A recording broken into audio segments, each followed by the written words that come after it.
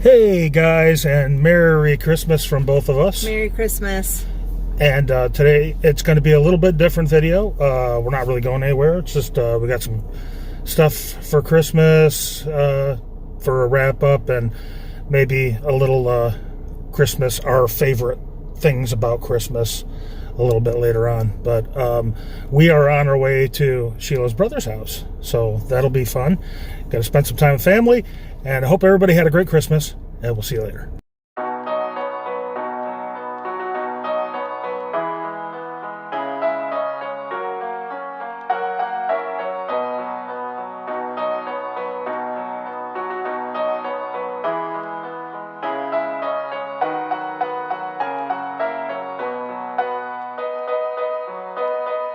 What would you like for Christmas?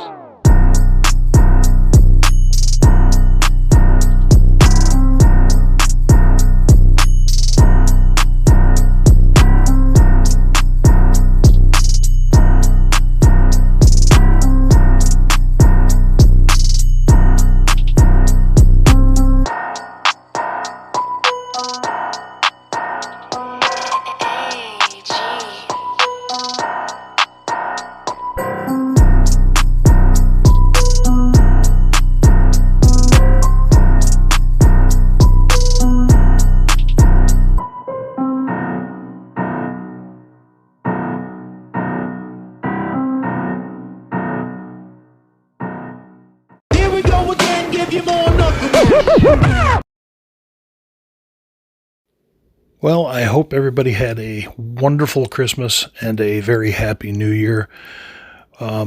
We did. We had a very relaxing, very chill Christmas. Had a nice Christmas dinner at Sheila's brother's house. So we had a really nice time. We had a really rough second half to 2023. So we're really looking forward to a super great 2024. And thanks to anybody who watched these videos over the last year.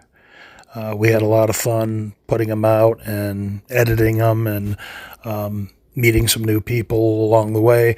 So we're definitely going to continue and keep the comments coming. We aspire to improve with every video, and the comments do help in that endeavor.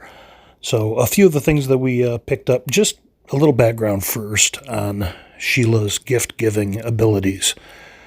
Sheila starts buying basically December 26th, and it's a year-long process for her. So she collects information along the way, and by the time Christmas rolls around, you unwrap something, and you're like, well, how did you know that I would have wanted that? Because I don't actually tell Sheila I want anything for Christmas, but she takes little notes, and her elfing abilities are unbelievable. But she picked up a Count Orlok figure that glows in the dark from the movie Nosferatu, the silent film Nosferatu. And I'm probably told her I thought it was cool in like March, but saw that on Christmas morning and couldn't believe it. And again, it glows in the dark. I can't wait to see him glow in the dark. But it's put out by the Mego Toy Company. And Megos, I had Megos when I was a kid. Batman, Robin, Spider-Man. They did a lot of superhero figures. They did a lot of figures in general, but the superhero figures are what I remember having. So she picked that up for me. Super cool. And she also, I couldn't believe this, she picked up a promo from the album release of Big Chief's Face from 1992. And I can't imagine how many of these things actually exist. It wasn't a huge album by any means. Very limited commercial success from really any Big Chief album. Their biggest was probably Platinum Jive, and that was their last album. But Face from 1992, and the album artwork.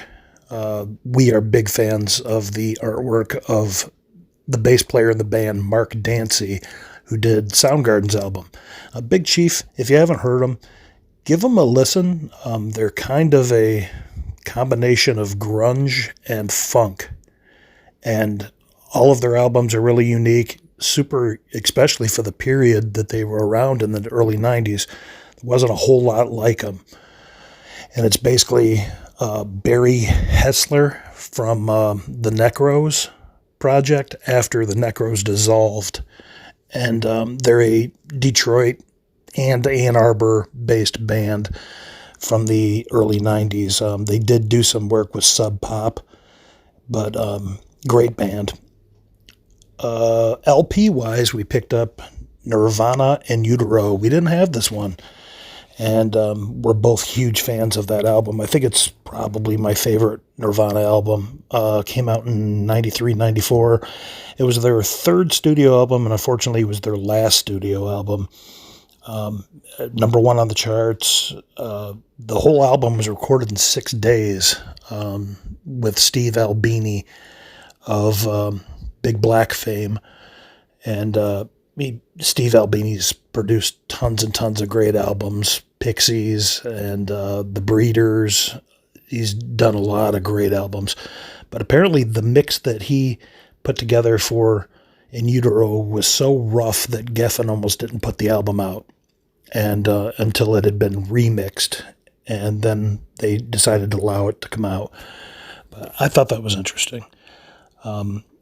Sheila also picked up a release of That Thing You Do, the soundtrack from 96, hit number 21 on the charts, and really cool packaging from Mondo Records. Mondo put this out, and all the packaging screams Playtone 1960s, the way that it was depicted in the movie. It also comes with a 7-inch of That Thing You Do, and really, really cool packaging. It's on like a splatter vinyl, but Mondo always does an amazing job with putting out soundtracks. We also picked up Linkin Park Hybrid Theory from 2000, hit number 2 on the charts, jam-packed full of songs that you would recognize from radio, MTV. Huge, huge debut album for Linkin Park. We also picked up the Black Pumas, Chronicles of a Diamond. This is their new album, number 69 on the charts. Big Black Pumas fans. We've never seen them. Sheila was supposed to see him open for Dave Matthews at the Gorge, I believe, and then they ended up backing out, but we're looking forward to seeing Black Pumas. We also picked up Pearl Jam Versus. This was their second studio album, another big album for Pearl Jam. Great, great album. Might be my favorite Pearl Jam album, actually. So we picked that up, and lastly, Sheila got me a copy of De La Soul's 3 Feet High and Rising. This is the remastered new release of 3 Feet High, new pressing of 3 Feet High and Rising. I think it's on orange vinyl, but really cool. One of my all-time favorite albums, definitely one of my top 5 hip-hop albums of all time. Hit number 24 on the charts. The big single on that being, of course, Me, Myself, and I. But the whole album is amazing from top to bottom. And they just settled their lawsuit where they could actually re-release all of their albums. They were all tied up with licensing for the use of samples, extensive use of samples on their albums. But super great album. So she picked that up for me. The artwork, I was doing a little bit of research on these albums. The artwork was done by Toby Mott, who took the photo and did the artwork. I always assumed that it was kind of a cut and paste or copy and paste, I guess.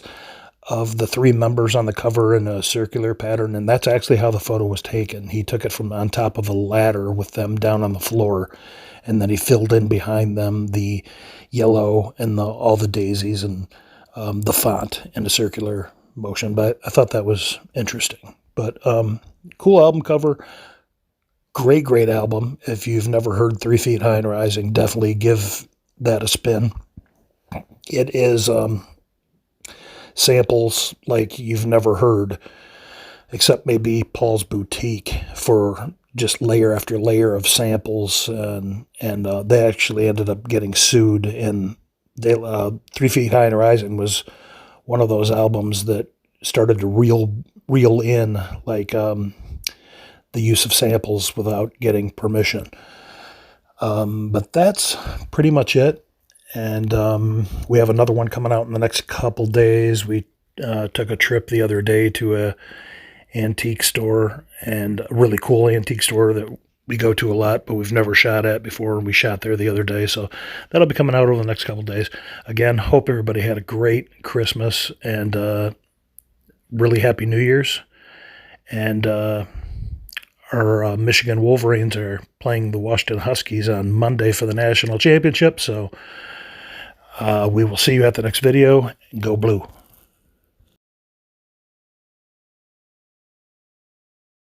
Thank